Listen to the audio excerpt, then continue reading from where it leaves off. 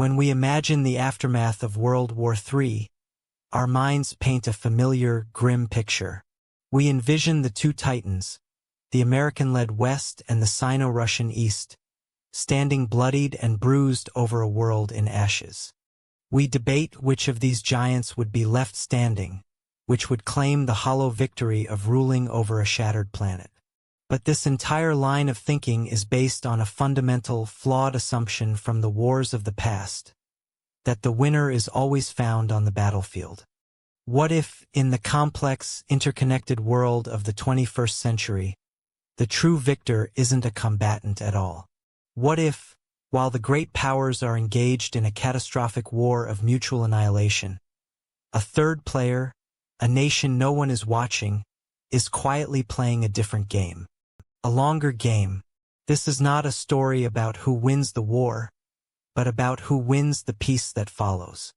This is the search for the unexpected superpower. To understand how a surprise winner could emerge, we must first accept the brutal reality of a modern great power conflict. It would not be a glorious war. It would be a global suicide pact. The United States, China, and Russia, along with their core allies, would unleash the full, terrifying force of their industrial and military might. Hypersonic missiles would cross continents in minutes. Global supply chains would instantly evaporate. Cyber attacks would cripple financial systems and power grids, plunging billions into darkness.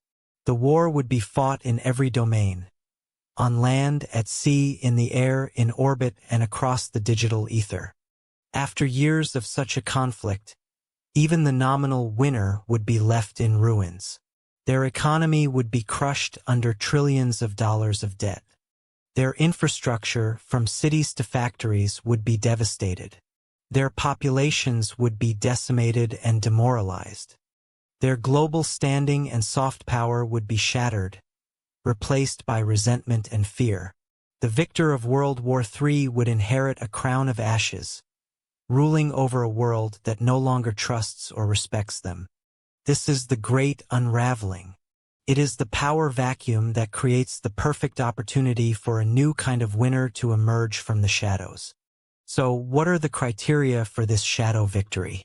What allows a nation to not just survive, but thrive in a post-war world? The first and most obvious is strategic neutrality. The winning nation must have the political will and geographic fortune to stay out of the direct fighting, preserving its people, its cities, and its industrial base. While the giants are turning their factories into rubble, the shadow winner is still building. The second criterion is economic resilience. The winning nation must possess a robust, diverse economy that can function even when the old global trade system collapses. This means having access to key resources like food, energy, and water, and the ability to pivot its industries to meet new demands. Ideally, it would even profit from the conflict, discreetly selling resources to desperate combatants or becoming the world's new, safe financial haven. The third is geographic advantage.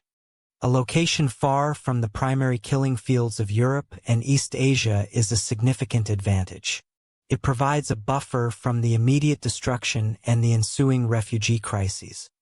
Controlling a strategic choke point or trade route that becomes even more critical in a fractured world is a massive bonus. Finally, and most importantly, is diplomatic cunning. The winning nation must be a master of geopolitical maneuvering, maintaining functional relationships with all sides during the war. It must be seen as a neutral, pragmatic actor.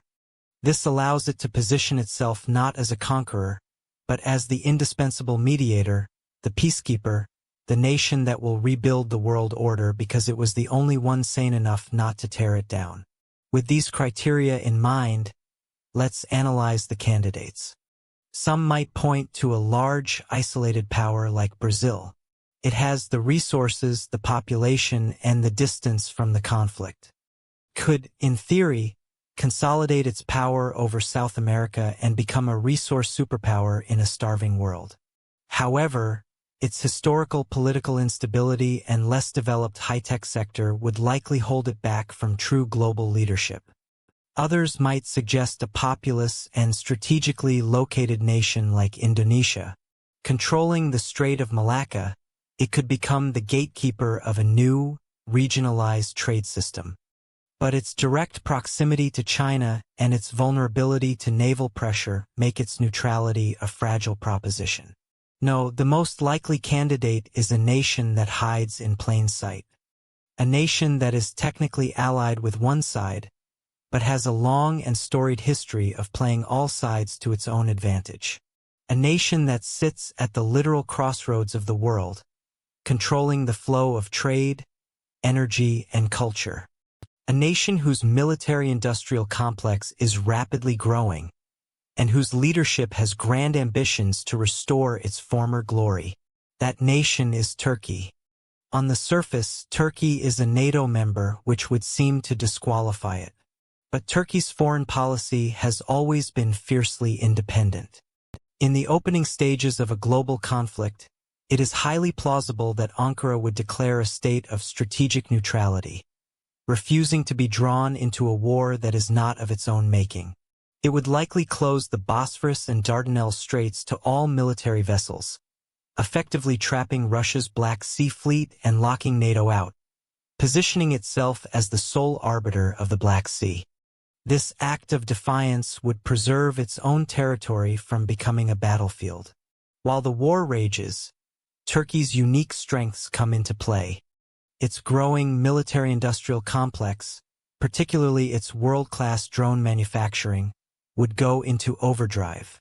It could arm itself to the teeth, making an invasion of its territory prohibitively costly for any weakened superpower. It could even become a discreet arms dealer, its weapons finding their way to desperate nations across the Middle East and Central Asia. Geographically, Turkey is a kingmaker. With Europe in chaos and the Middle East in a power vacuum, Turkey becomes the indispensable land bridge, the energy hub through which the pipelines of a new era must flow. Its diplomatic corps, experienced in navigating the treacherous politics of the region, would be in high demand. Ankara could position itself as the key negotiator in ceasefire talks, the guarantor of new peace treaties, the only power trusted by the shattered remnants of both the East and West. As the old superpowers crumble, Turkey's influence would surge. It would use its newfound leverage to consolidate a vast sphere of influence, a neo-Ottoman vision stretching from the Balkans to Central Asia. Turkic-speaking nations, formerly under Russian or Chinese influence, would naturally gravitate towards Ankara's orbit. Middle Eastern states, seeking a new protector, would see Turkey as a stable, powerful partner. The war ends. The United States, though victorious, is exhausted and turns inward. Russia and China are broken, their influence evaporated. The world looks for a new leader, and there stands Turkey, not a global hegemon in the American sense, but a powerful central civilization state that controls the heart of the world island. Its economy, while damaged by the global depression, is intact. Its military is strong and unbloodied. Its diplomatic influence is at an all-time high. It didn't win the war by conquering anyone. It won by being the last major power left standing with the strength and the will to shape the peace. The rise of an unexpected superpower like Turkey would create a profoundly different world order.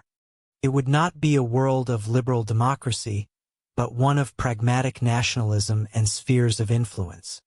The old institutions, like the UN Security Council, would become irrelevant.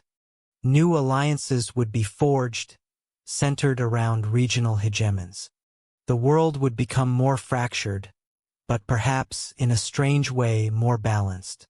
This scenario teaches us a crucial lesson about the nature of power in the 21st century. Brute force and military might can win battles, but they can also lead to self-destruction.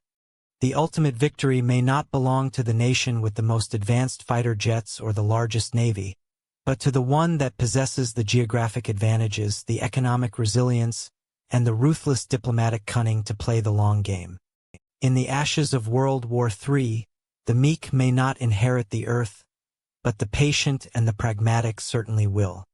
The winner is not the one who shouts the loudest, but the one who quietly moves their pieces while everyone else is busy knocking over the board.